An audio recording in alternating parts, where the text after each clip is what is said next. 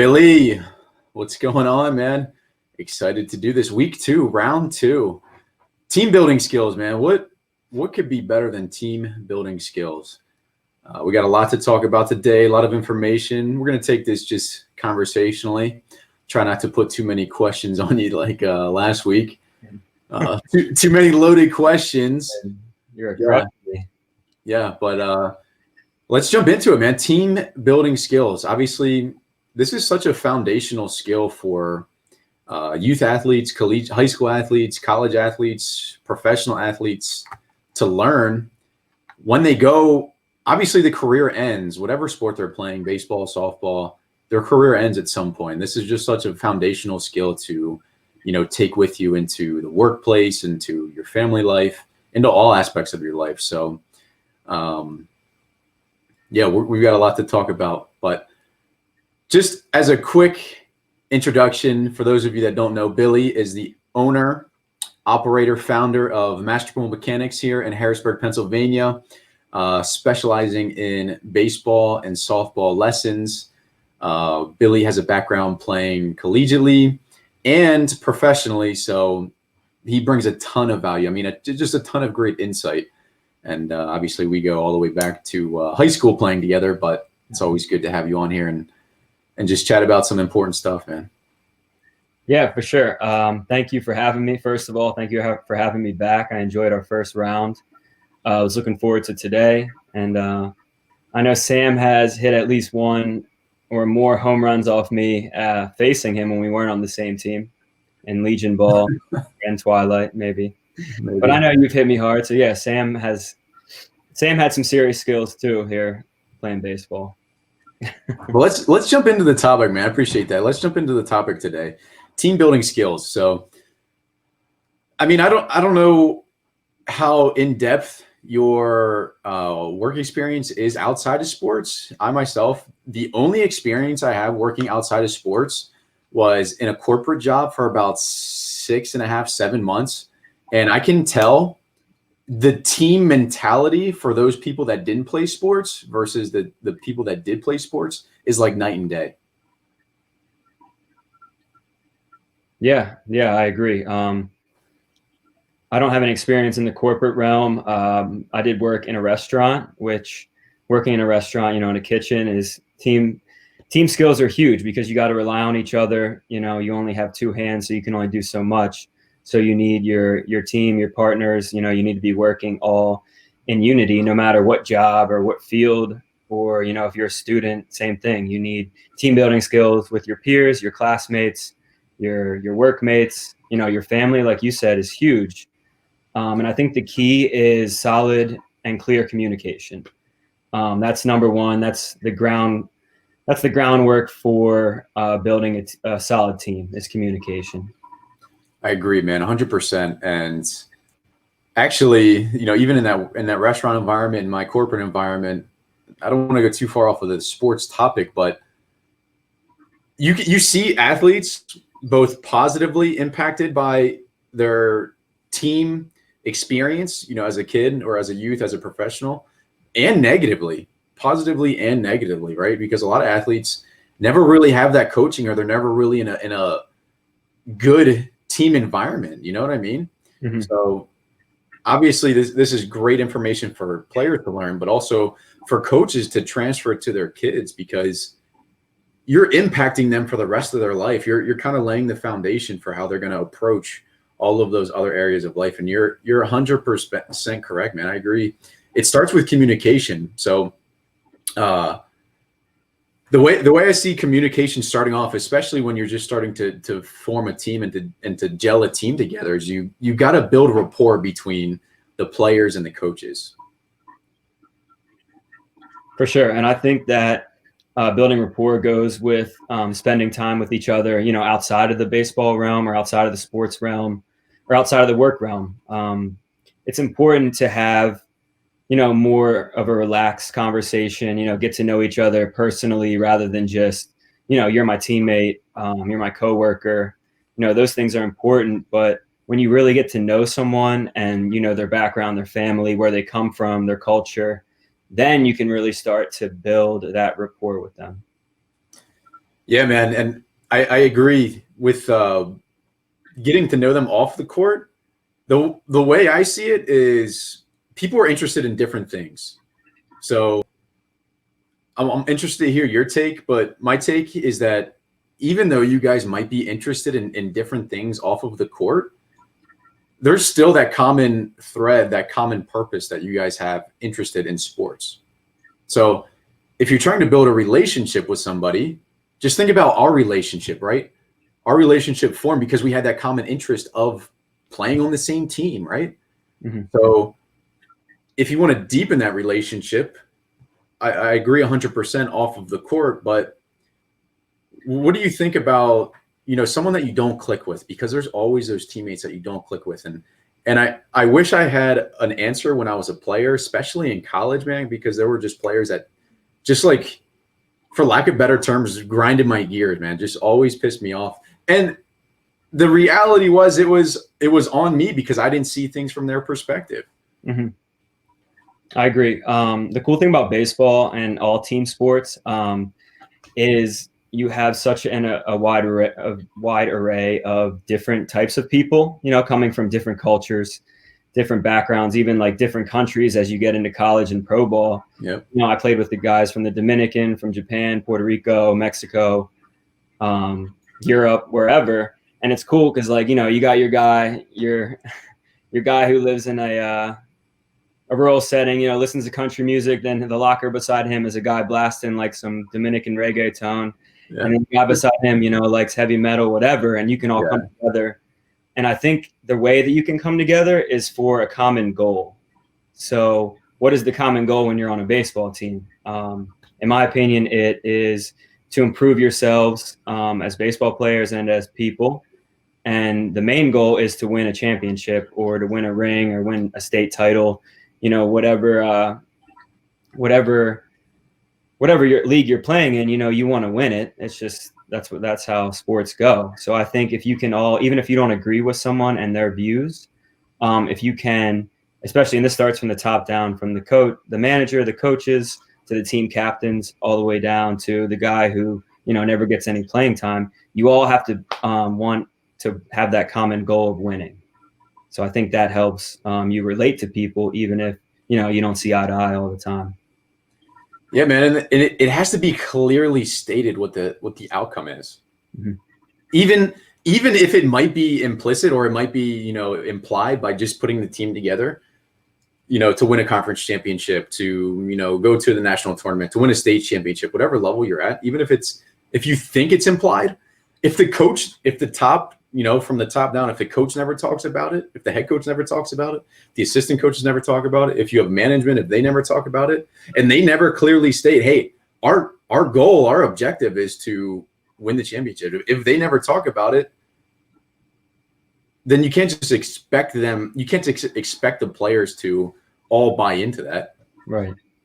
And I think that starts with the first day of practice or first team meeting. As a coach, you want to lay down your own goals and then kind of relate them so everyone on the team can see, where you're coming from. So if your main goal is, to win that championship, then I would start the meeting or the first practice with that. Guys, we can all come together and we can do something great. Not only can we improve ourselves as athletes and humans, but we can also come together for one goal and win a championship if we really, put our hearts and souls and work into it. Man, and this just came to me. I think the perfect example of that is Phil Jackson. If you've seen The Last Dance, Phil Jackson at the very beginning of the season gives them their handbook, and it literally says, "This is the last dance," implying that shit's gonna blow up after this season, right? We might not be here, but our goal is to win the championship and to make the most out of this last season together.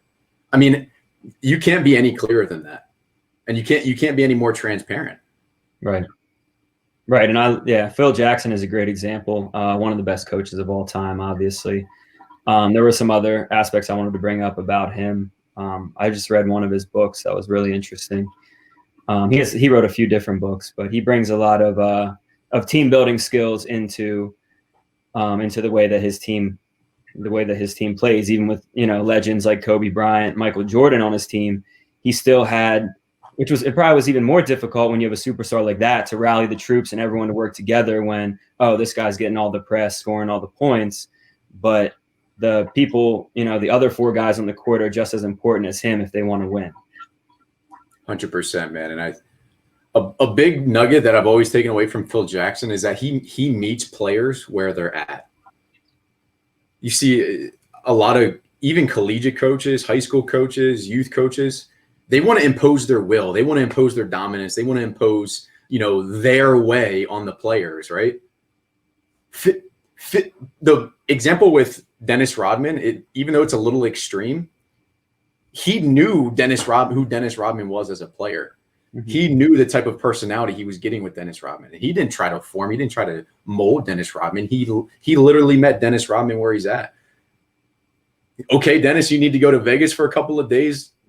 Listen, go do it. I'm not, and I know that's such a drastic example. That's such a drastic case of meeting a player where they're at. But just think about it in their team dynamics of a high school team or a collegiate team. Yeah. You know what I mean? Some players they're people players, right? They like interacting with other teammates. They like pleasing their coaches. They like pleasing their teammates. The other players are just like, hey, let me alone. Let me work on my skill. Let me develop my skill. And the other players are, the ultra competitive, ultra in your face. So it's like meeting those athletes, meeting those players where they're at, is a great way to start to get the trust and get the backing of all of those players. Yeah, I agree 100%. Bill Jackson said he had to coach Michael Jordan way different from how he coached Kobe Bryant or like a Ron Artest or Scottie Pippen, or like with Dennis Rodman. And the thing is, as a coach, you got to see, what is this player's personality and what is the best way to motivate them to buy into our ultimate goal. So you're not going to just be able to spew the same bullshit to everyone and expect everyone to be on board. In that team meeting, obviously, you're talking to everyone as a group, but when you coach, you coach individually as well as team wise. So sometimes you're going to have to coach different players in a different way. Some are going to need a kick in the ass and some are going to need you to put your arm around them and say, hey man, everything's going to be okay. It's just a game. I know you're trying your best, but I'm here with you. We're going to win together. We're going to lose together and we're going to have fun, hopefully have fun doing it together. Yeah, together is an important piece, man, because you have that accountability, you have that support, you just have that system together. I want to share, whoever watches this, whether it's live or on the recording, the very best thing I did to get the trust and to start building a community. This was in like my 3rd or 4th year of coaching, right? It was from a John Wooden book. Obviously, everyone knows John Wooden is one of the best coaches of all time. Is John Wooden at the very beginning of every single season he was going to sit down his team. He sat down his team and he said, listen, and this is the guy that, won, what was it, 11 NCAA championships. He said, you guys are all different. And he used the term snowflakes. He said, you're all snowflakes. And now snowflakes gets a bad connotation today for being soft and all that, right? But he said, you're all snowflakes. You're all unique. You're all different in your own aspect, right? You have your own background. You have your own skill set. You have your, own personality. You have your own character. And you all, because of that, deserve different treatment. And I'm going to be the one that decides what that treatment is. And once I was able to take that, just sitting my team down and saying, hey, you guys are all different. You all deserve different treatment in front of everyone, in front of the whole team. So they know when you're talking to someone a specific way or you're coaching someone a specific way, they don't get that thought in the back of their mind that says, why is he talking to him like that and not like that to me? Mm-hmm. So it sets the stage that everyone's going to get different treatment. And it's not favoritism. It's not because you don't like somebody. It's because you have their best interest at heart and you're the coach, right? So you should genuinely feel like you're doing the best thing for that player. Right. Because players are really good at sniffing out the bullshit, of things that the coach or the manager is going to tell them. So yeah, as a manager or coach, you want to come and you want to be completely open and be honest, even if it's something that the player doesn't want to hear. You have to be open with them and you have to be transparent, because even kids, even kids young as 8, 9, 10, 11 years old, they can tell when they're being lied to. They can tell when you don't really care, and they can tell when you're just there either to get a paycheck or just because, you want to be the coach. You want the notoriety of being the head coach. They can tell that. And they can also tell, on the other hand, when you're coming from a place of love, from a place of trust, and a place of really supporting them, in your common goal. So that's why I think it's important to be, like you said, come out and, tell everyone your plan, tell them where you're coming from, and make everything completely transparent so everyone's on the same page. Here's another example. John Case. John, how's it going, man? It's a case of Jimmy Johnson concept of you don't treat everyone the same. Michael Irvin was treated differently. Yeah, Michael Irvin was an incredible personality. A lot of those Dallas Cowboy players have unique personality, man. Mm-hmm. I think that's a huge part of his success. Now, obviously, he's had a lot more success than you or I have, but just from observers and practicing this stuff ourselves, we can see how that can be so effective. Jimmy Johnson, also another great coach. So what at the youth level, right? Let's take the high school level player, for example, right? Say he's not getting along with his teammates, or he's not getting along with his coach, and it's maybe the middle of the season, because I found myself into this trap a lot as a player too, and maybe you can relate. I know there's a lot of players that can. They're on a team. Their coach hasn't set the standard, right, for developing some rapport with the team. How can you? I'll give you my 2 cents, and I'd like to hear your 2 cents too. If you're a player stuck in that situation where it's a bad team environment, right, with a bad coach, or you don't get along with this particular teammate or multiple teammates, I think it's really important to, number one, be grateful. This kind of goes back to what we were talking about last week. But also try to see things from their point of view, because everyone's interested in different things. And I have 5 categories. We can go deeper into this, but I'd like to hear your 2 cents on that first. Yeah, that's a great question, great subject. For this, like you said, to be grateful. I mean, even if you don't agree with your coach, you're not agreeing with your teammates, you're not on the same page, at least you're grateful that you're still on the team and playing the game, which is awesome. But our goal is for everyone to mesh and come together, and to have team unity. So I think it's important for the coaches to start, like we said, from the top down, and you have to be open, you have to talk, you have to communicate with your players. And then, if the team needs to figure something out, the teammates, like maybe 1 or 2 teammates don't agree or more than that, I think you kind of try as the coach to let the team handle it themselves at the high school level, high school, college, and beyond, because these are basically, almost grown men in high school. They got to be able to have some life skills and to communicate with their teammates. When they get into the workplace, they're not always going to agree with everyone. So it might help to step out of the picture and let the team handle it on their own, while still, keeping a watchful eye that, no one's throwing haymakers or anything. But, it might be helpful for someone to get aired out, and somebody to cuss somebody out on the team and, tell them what's up, and, you're being selfish and you're not, you're being an asshole and you're not treating the teammates how we want to be treated. And sometimes a player needs to hear that, and see that multiple guys feel that way, and maybe that will help them kind of connect. And it goes again with being honest and being open. Sometimes, you got to air somebody out. Full transparency, man. Yeah, absolutely. I know at the very beginning of this, we talked about communication, right? And that's such a beautiful way to communicate. And I say beautiful and really mean that, because to get through to someone, you have to go to the extreme sometimes, right? I'm a huge Tony Robbins fan, and he curses in such strategic ways, right?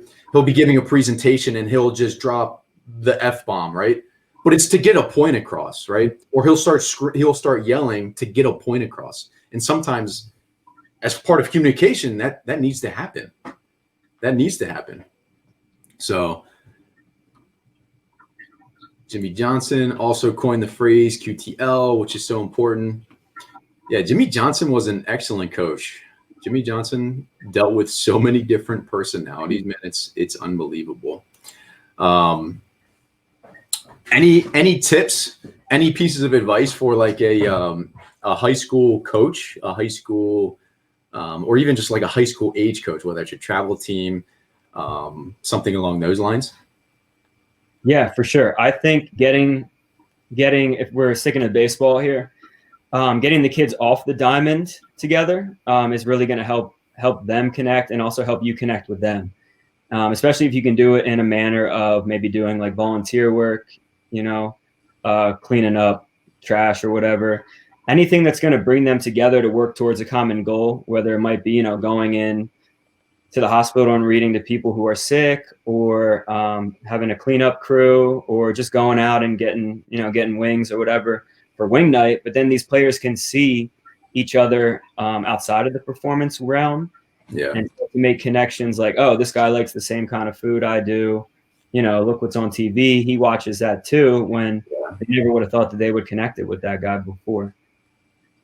I want to give a awesome example, and I wish I remembered the name of this team, right? So it was a travel baseball team, and you know how much BS and how much money and politics is in travel baseball.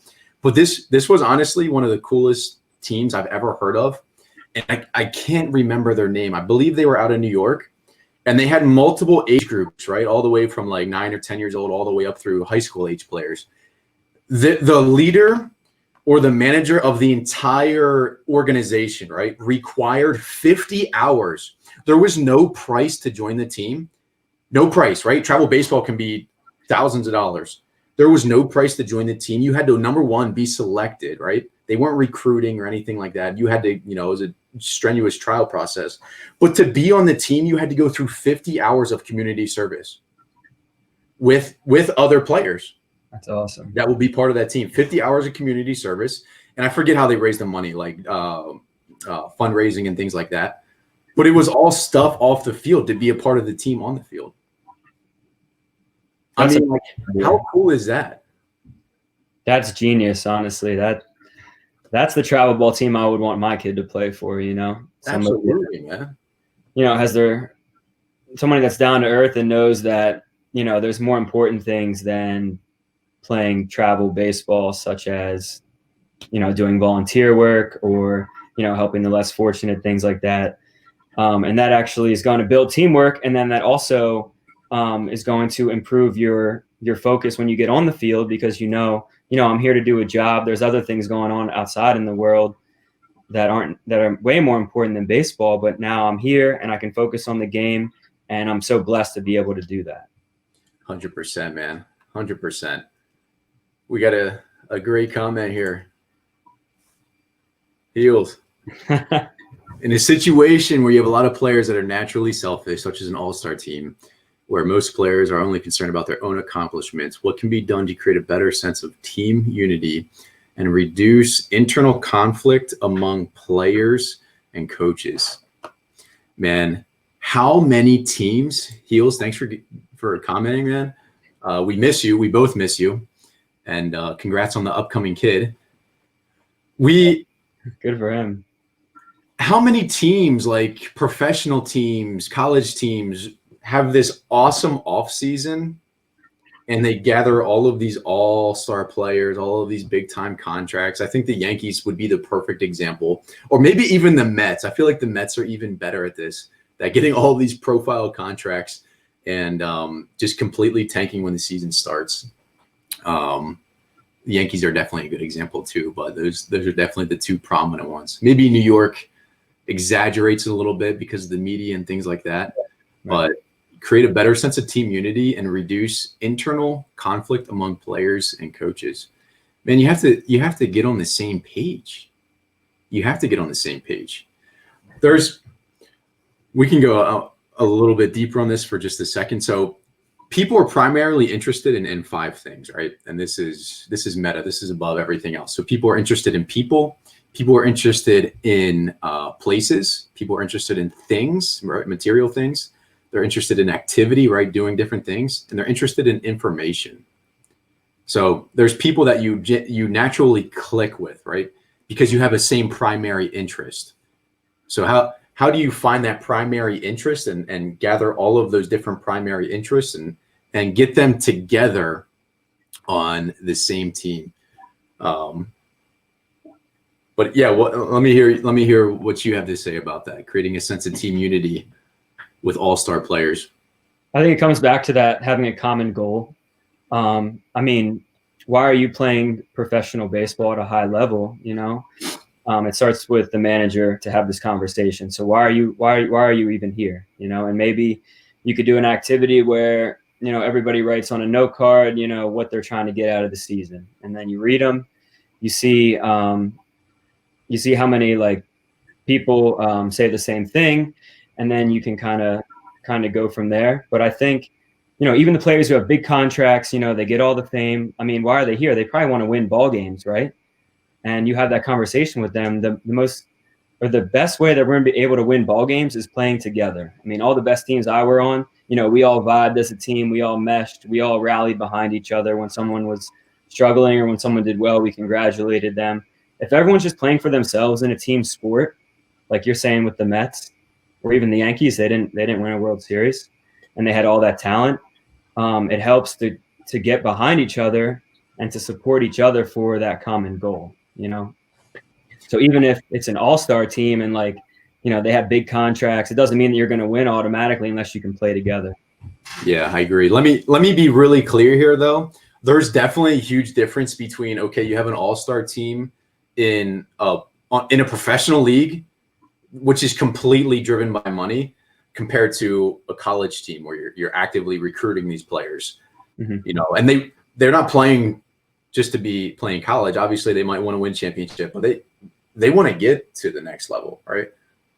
A lot of times in professional sports, you hear about, you know, the professional player got his contract and then he kind of, you know, relaxes a little bit, or he got paid.